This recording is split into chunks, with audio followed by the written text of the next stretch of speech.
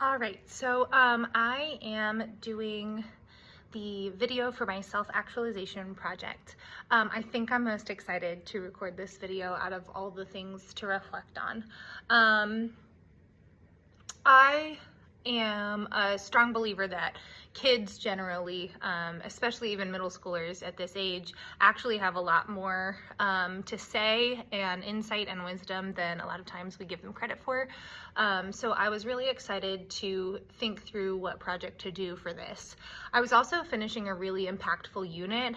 We did a unit called Tell Your Story, Voices from Slavery, where we really talked about the power of literacy and how literacy is used as a tool of oppression throughout history and specifically through parts of American history. So I really thought that those two beautifully paired together to make this project. But of course, when you ideate like something in your head, you never know that if it's gonna go the way you want it to go. And this was one of those like moments in education that you live for where you're like, not only did it go well, it exceeded my expectations. So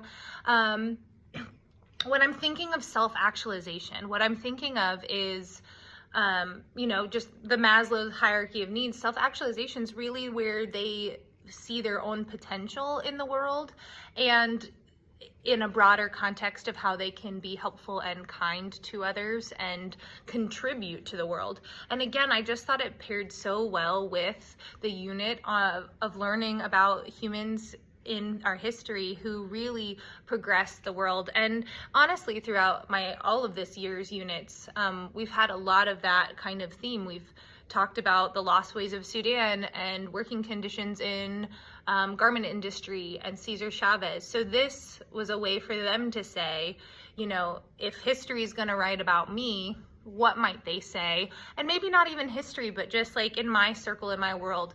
So we broke down this based on a book we read called Show Way by Jacqueline Woodson. And we talked about the tradition of telling stories through quilts.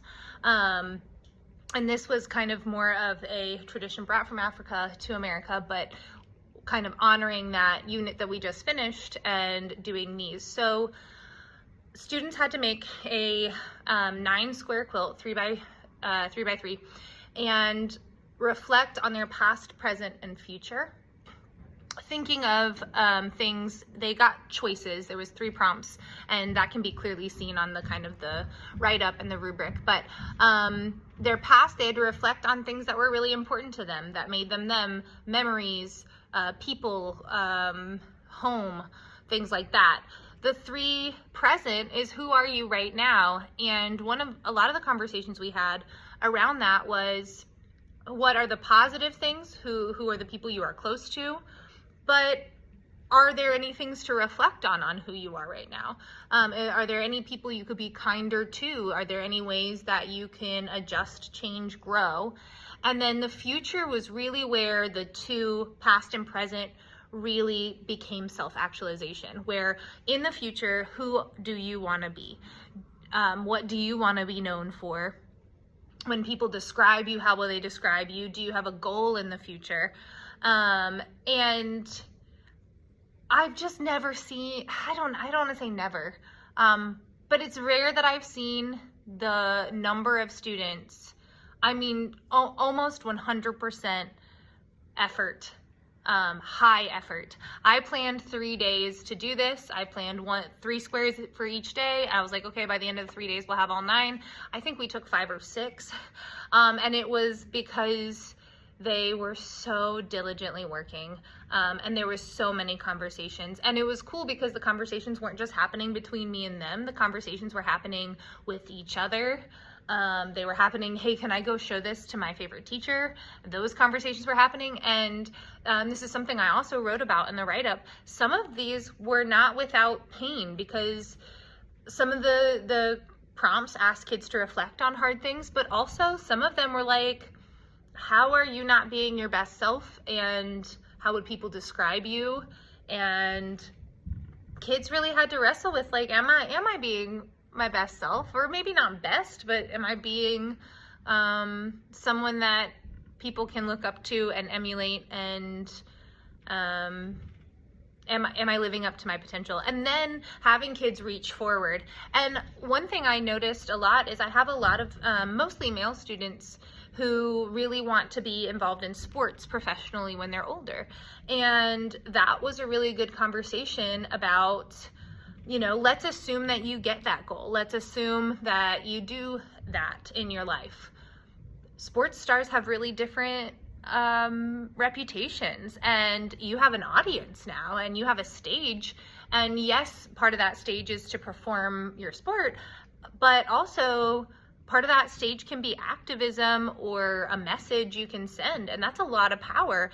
And some people crumble under that power, or they make mistakes and those get highlighted. So even for, I think so many times with boys who want to do sports, it's like, well, that's unrealistic. And while there's a time and place to talk about backup plans, it was a really good space to talk about, okay, let's assume your wildest dreams come true, then what? And we talked about some of my students wanted to be influencers. So it was one of those really great situations where the idea hit and it met and it was wonderful. I was just so proud. I think one of the coolest moments too was I have one of my classes particularly is an ESL class, and they just have really different experiences. A lot of them are newcomers. They have not been here very long, and they are learning language. Getting them to attend and to writing and reading is hard. They're learning. But also they have a lot of experiences, and that quilt that we made, because I made each class into quilts, had so much more writing on it than I have ever seen them produce. I was translating and helping fix, and we were on Google Translate, and we were doing so many pieces of that. So I'm personally very thankful for the prompt to do a self-actualization project. I think that you always want kids to self-actualize, but it's almost this proverbial thing that they will do as they age, and it was cool to specifically plan for them doing that. So yeah, I am going to insert in my evidence either a quick clip or a video of, actually, I have on my floor right now. I'm trying to see if I can do this. This is one class's whole quilt, but I am butchering getting this in the video. Oh, there we go. Yeah, so this is my ESL class's entire quilt.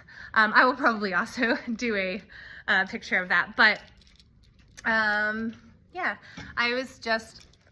this project was like an honor to do, and what a beautiful way to end our year, having them reflect and learning so much about them. So that is my self-actualization project, and I will do it every year that I teach middle school. I think it can even be edited for up for high school and down for elementary. So